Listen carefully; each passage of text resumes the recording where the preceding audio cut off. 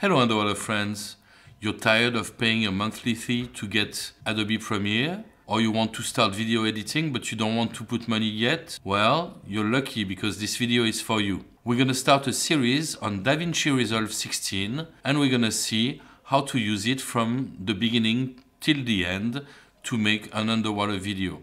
Today's subject is going to be how to import files and folders, as well as the settings, and also the different bins we can use in Davinci.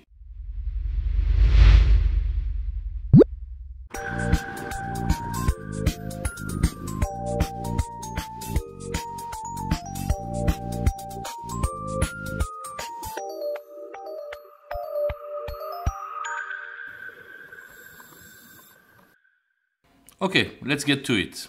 So you first start with this page. You have the project, so you can already open a project that you already have, or you can just start new project. I will put the name, for example, this one I will put test, and I create. And then you have this page opening in which you have nothing yet. No clips in the media pool, nothing at all. First, what we're gonna do is we're gonna set the settings of this page. So I go here and I click on project settings. For me, I know that my files are gonna be Ultra HD 25 frames per second.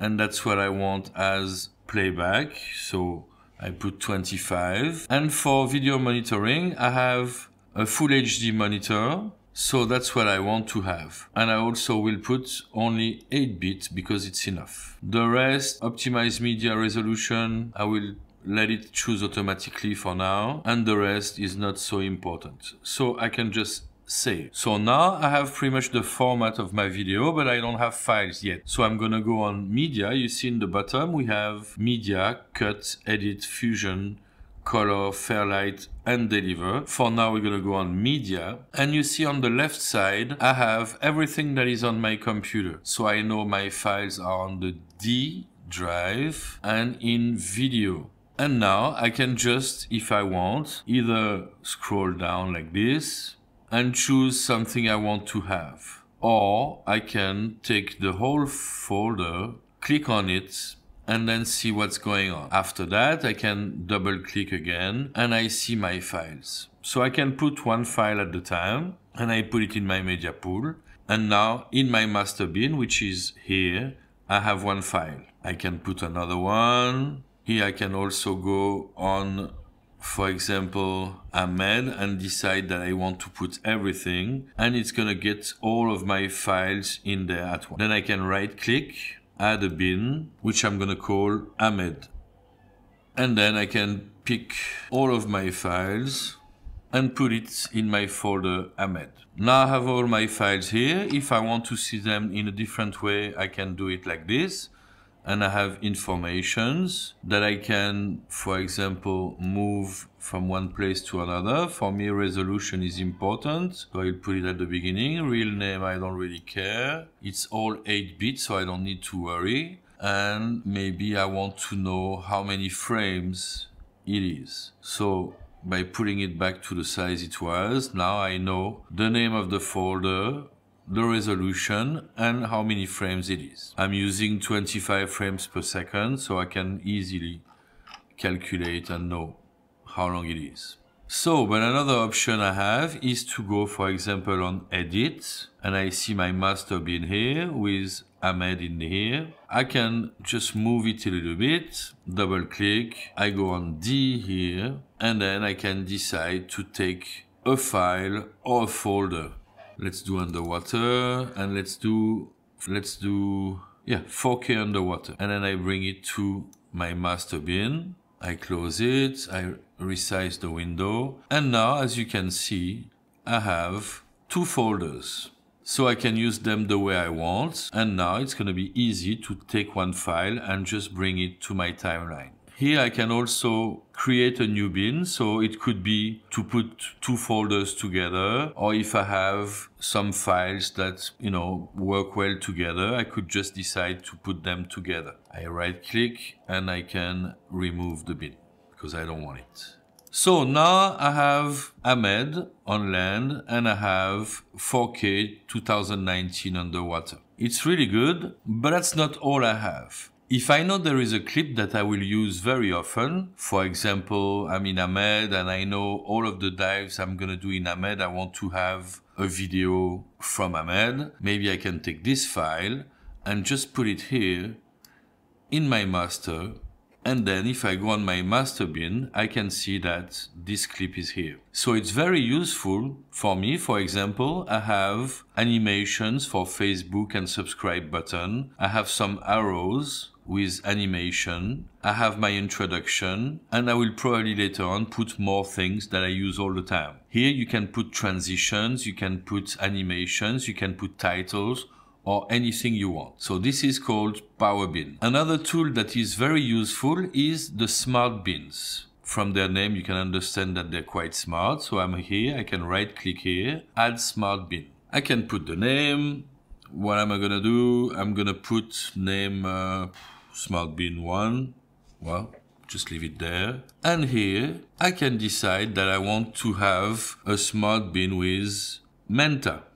Here, match all. For us right now, it doesn't really matter, all or any. It have to contain the name in the title, and it's in the file name, and it's in the media pool. So I create my smart bin, and if I go here now, I'm gonna have all of the files. Actually, I'm gonna rename it. I'm gonna name it Menta. And if I go on my smart bin Menta, I have all of the files that have the name Menta in it. Let's do another one. Add a smart bin, and this one I can call it, let's say, Harlequin. Here I'm gonna put Harlequin.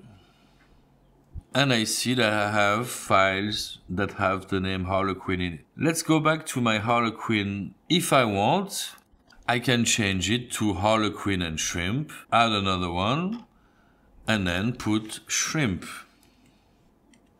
And now all of the files that contain either Harlequin or shrimp or Harl are gonna be in it. So it's very interesting if you're working on a project and you have many files. Personally, I always rename my files. I think it's very important. If I'm doing face camera, no, I don't do it because, well, what can I do? Face camera 1, face camera 2, it's pointless. But when I do my shots of underwater things, then I know I'm gonna reuse it. I may use it one time because it's a dive site that I did, or it's that day I want to do a video, but I may use it later. And later, I may want to do a video and I need shrimps. So by using the smart bin, I decide that I want a shrimp, and then I can just pick it from there, and it's much easier. So from my media pool, in the next video, I'm gonna show you how to import those files into the timeline and to start to make real videos. I know this was a little bit technical and maybe many of you already know how to do this, but the purpose of this series on Davinci Resolve is to start from scratch, like you've never done any video editing before,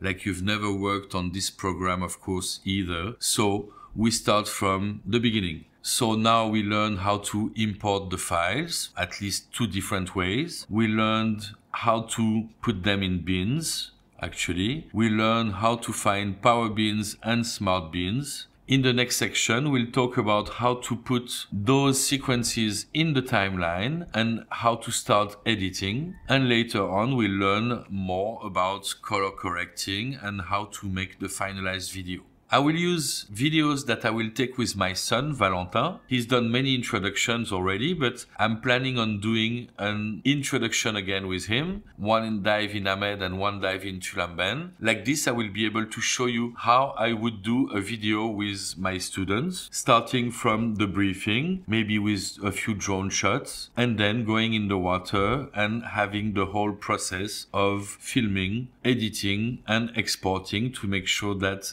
they have a nice video and they like it. So, if you want to see more of it, don't hesitate to subscribe to the channel and hit the bell button to be notified.